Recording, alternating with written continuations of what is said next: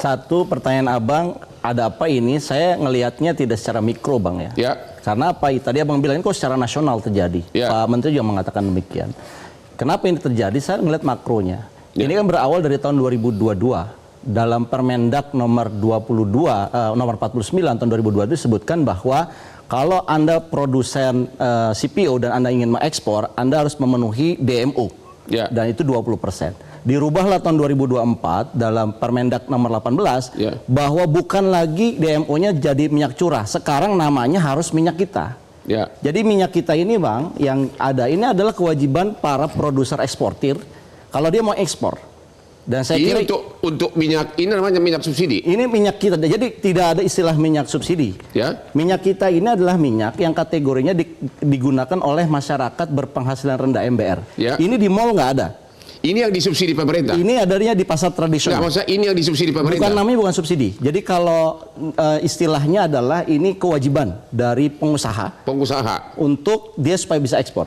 Oke, ya. Karena dia kewajiban dan kewajibannya harus tertulis minyak kita. Ya. Makanya tadi ada data SIMIRAH tuh Bang. Ya. Sistem informasi. Jadi kalau produsen CPO mau ekspor, dilihat dulu data CPO-nya, data SIMIRAH-nya. Ya. Udah memenuhi belum dia domestic Jadi market obligation. yang disunat takarannya ini bukan? Nah, yang disunat takarannya ini. Nah, pertanyaannya adalah kenapa ini nggak bisa ditelusuri mulai dari produsen CPO-nya, distributor CPO-nya, sampai ke PT yang mengemasnya ini. Sehingga kita bisa mendapatkan satu siapa tersangkanya kalau ini secara masif ya. Ya. Yang ditemukan oleh Barreskrim yang kemudian heboh itu kan hanya kepala gudang levelnya. Baru kepala gudang. Kepala gudang, PT-nya belum ditutup oleh perindustrian. Dan saya kira Kementerian Perindustrian tidak harus menunggu dari pihak kepolisian, Pak Benar. Putu.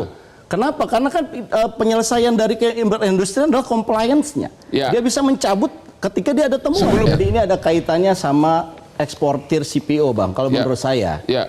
Kenapa? Karena beratnya ini atau volume ini akan dikonversi dengan berapa CPO yang mereka bisa ekspor. Ya. Artinya kalau mereka disunat, katakanlah tadinya 1 liter, tapi hanya 750, berarti kan 25%-nya disunat nih. Ya. Kenyataannya kan mereka dapatnya full yang 1 liter kali berapa juta ton untuk diekspor. Ya. Jadi saya melihat kenapa ini bisa terjadi. Kalau saya dikaitkan dengan makronya, ini harga sawit ekspor tuh lebih tinggi sekarang, 15.000 sampai 16.000. Ya. Kemungkinan para produsen-produsen ini tergoda untuk mengekspor lebih banyak. Ya. Tetapi melupakan DMO-nya. Menurut saya ini yang perlu diinvestigasi oleh Kementerian Perindustrian dan Perdagangan Menurut sekaligus. Anda ini udah terjadi berapa lama? Kalau dari harga HTI ini kan terusnya 15.700. Ya. Itu kalau saya pernah hitung, ini harga CPO yang paling aman supaya mereka tidak tergoda itu 13.800 per kilogram CPO. Ya. Sekarang sudah 16.000, Bang. Sudah berapa lama terjadi? Saya kira ini sudah 6 bulan terakhir. Berarti sudah minimum sudah 6 bulan terjadi kejahatan ini. Artinya pengusaha, dari sisi pengusaha nih Bang, daripada saya memberikan CPO sebagai bahan dasar dari minyak goreng ini ke dalam negeri yang harganya rendah, Ya. kan lebih baik saya ekspor. Nah saya kira ini kayak mengulang kejadian 2022. Makanya saya pertanyakan, ini bukan sekedar oknum, tapi ini adalah tata kelola dari minyak goreng kita. Ingat Bang, tadi disebutkan. Ya. Bahwa Bappenas, Badan Pangan Nasional, itu ditugaskan untuk menjaga harga-harga 9 bahan Ya. pokok tadi. Anehnya, untuk minyak goreng, Bappenas tidak punya stok nasional. Ya. Stok itu bukan di Bulog, bukan juga di Bappenas. Beda sama beras, beda sama jagung, beda sama kedelai. Pertanyaannya, harga kelapa sawit itu sudah naik dari kapan? Ya saya kira 6 bulan terakhir ini sudah menunjukkan tren yang naik. Berarti minimum sudah. Artinya saya melihat dari makro ya Bang ya. Saya melihatnya makro ini ada indikasi bahwa ini dilakukan secara sistemik. Ya. Yang kedua saya belum selesai bahwa kalau saya melihat harga minyak kita ini tertulisnya berapa di sini HTI-nya. Ya.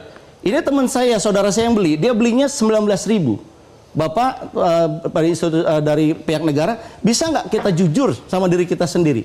Kalau udah tertulis di sini HT 15.700, bisa nggak ini betul-betul 15.700 di masyarakat? Dan saya kira masyarakat juga perlu dididik. Kalau Anda membelinya di atas ini, Anda harus melapor.